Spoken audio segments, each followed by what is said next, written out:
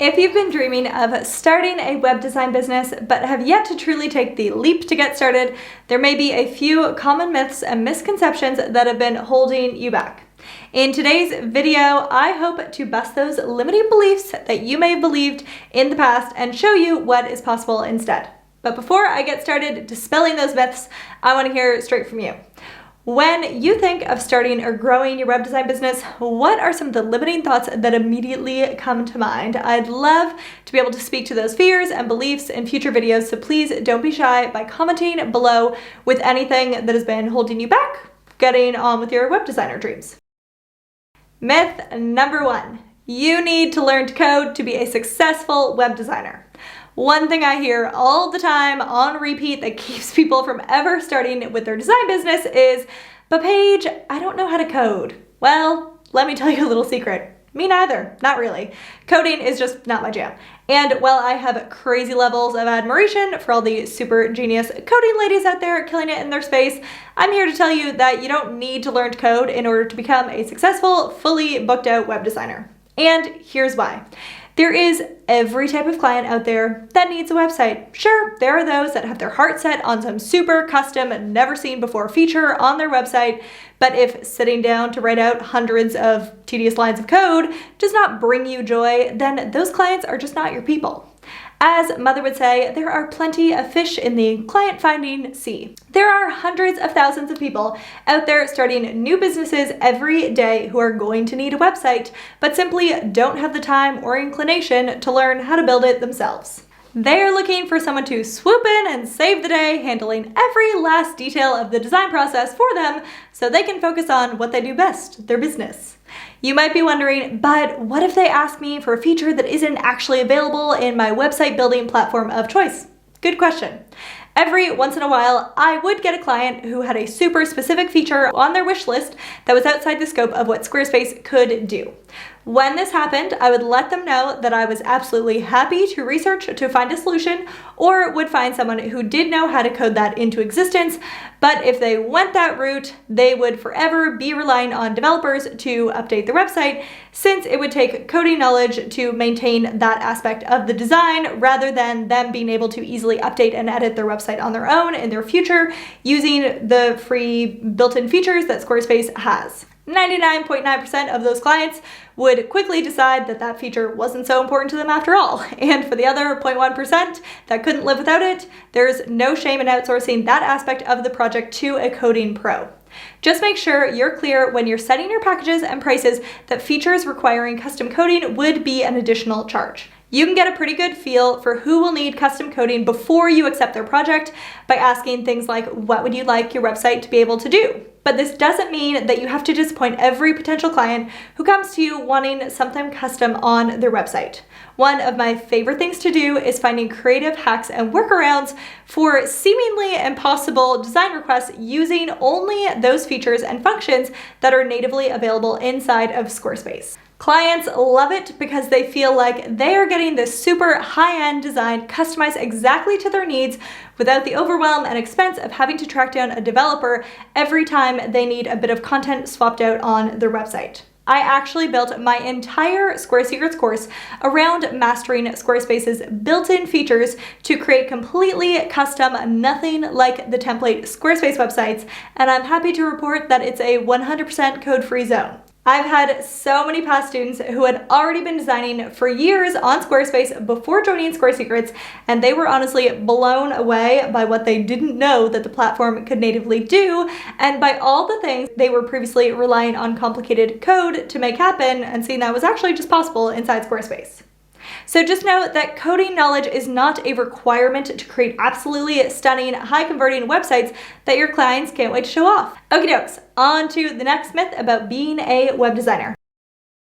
Myth number 2, you need to do a bunch of free work in order to build your portfolio.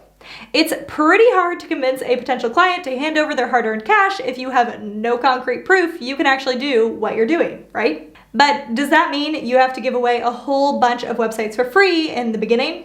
Not necessarily. While offering work at a discounted price or even pro bono can be super beneficial when you're first getting started, if you don't do it right, you can actually end up harming your business and slowing your progress instead. So when it comes to offering any sort of free work, there are a few best practices you'll want to keep in mind.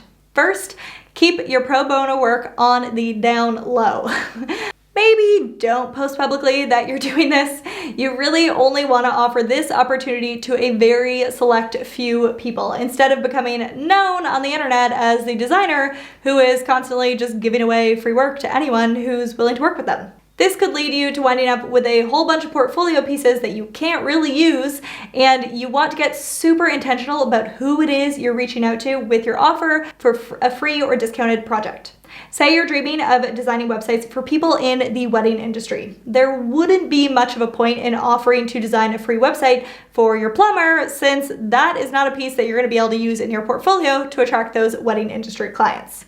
So visualize the specific vibe or type of past work that your exact ideal client would want to see when they show up to your site and your portfolio, and then only share your special offer with people who fit within that niche or vibe. Best practice number 2, make sure your free work works for you. If you're having trouble finding businesses who fit with your idea of your future ideal client, then sometimes it can make more sense to do the free work for yourself and create an imaginary mock-up portfolio pieces instead. Obviously, part of the benefit of offering work for free when you're just getting started is getting the chance to work out the kinks in your client process and collect a few super solid client testimonials. But the benefit of creating imaginary website mockups is that you have complete creative control over the design. Creating your own conceptual demo websites is an excellent way to fast track your way to a super curated portfolio because you aren't having to wait on your client to get you their sometimes quality content, and you'll have a super cohesive highlight reel of what you can do instead of a mishmash of different styles that only sort of relate. Best practice number 3, put a cap on how many free or discounted projects you will do. You don't need an endless amount of portfolio pieces to start landing clients. 3 super curated, high quality past projects will go a lot farther in attracting the right type of client than 30 random freebie websites you did to gain experience. So set yourself a firm cutoff date for when you will stop taking on free projects or collaborations and take the leap to start charging those legit designer rates. Then frequently increase your prices from there. There will always be other designers out there charging less than you, but I promise you the clients they are attracting are not the clients you dreamed of working with when you started your business. These clients are often more demanding, expecting more for less, and the actual clients with real budgets that you want to work with will take one look at your lower rates and wonder if maybe there's something wrong with your services. So while building your portfolio is definitely priority number 1, you don't want to get stuck there or let it be what keeps you from getting started. You need to make a solid plan for when you will stop working for free or discounted rates and start actively marketing your business in a sustainable way that will fill your books with actual paying clients. Which brings me to the next myth we are busting today. You need to do all the things to market your business and land clients. When you see other designers out there killing it, super tempting to hop on board every last marketing strategy that seems to be working for them. So you convince yourself that you need to create a podcast, start a YouTube channel, build a blog, and show up every 5 minutes on every trending social media platform under the sun in order to get seen by your audience. And I totally hear you. When I first started my little web design studio, I felt a major obligation to do all of the things. But let me tell you, the stress and overwhelm of having to be everywhere once quickly snuffed out any excitement and confidence I previously had mustered in my business. Every morning when I woke up and looked at my to-do list, it was just filled with all these things that I honestly hated doing. It made it way too easy to procrastinate and made it feel like it was impossible to even get started, which is why my first attempt at going full-time with my web design business was actually a total flop. So what did I do differently the second time? I chose to focus on one single strategy that I actually enjoyed doing, which for me was blogging, and that I knew I could commit to doing consistently, and then I marketed the crap out of it. It was only when I gave myself permission to drop the juggling act and focus on doing one thing really well that I started to see progress in my business. If you need help tuning out the noise and deciding on what your one marketing strategy should be, then I've created a quick and super fun little quiz to help you discover which client finding method matches your personality and will have you attracting your ideal clients with ease. You can find that quiz here, or I'll also pop it in the description below for you. Myth number 4, you need to know how to design on all the major platforms to be taken seriously as a website designer. That means Showit, WordPress, Shopify, Squarespace, etc. Your potential clients have about a bajillion decisions a day to make in their businesses, so outsourcing a giant task of building a website should make them feel like a major weight has been lifted, right? This means your aim as a website designer needs to be to make it as easy and as painless as possible to get started on working with you. You do not want to go presenting your clients with endless options that they have to then wade through before you can ever sit down and get started on designing. Overwhelming your potential clients with too many options can cause them to want to pump the brakes on the project, or worse, go an entirely different direction and work with someone else who does make it easier for them to get started on the project. In the end, what they're looking for is someone to take the lead, and if they've fallen head over heels in love with your portfolio, they are not going to think twice when you very confidently recommend your platform of choice. If for some reason your consultation call reveals to you that your chosen platform is not actually a good fit for their business, then it's 100% okay and encouraged to tell them. Just be sure to have a few trusted designer friends that work on other platforms that you can recommend them to.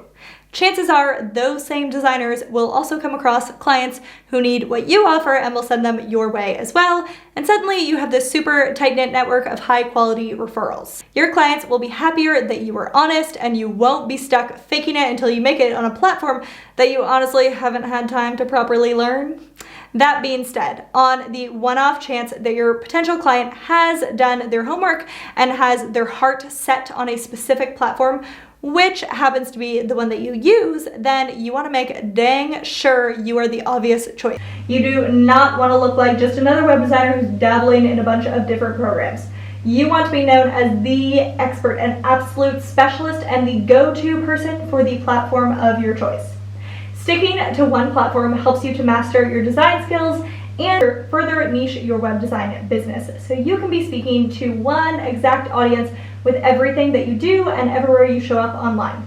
Not to mention, it makes keeping up with tech updates way easier when you only have one platform to manage. Myth number 5, you need to have a degree in technology or prior design experience to succeed.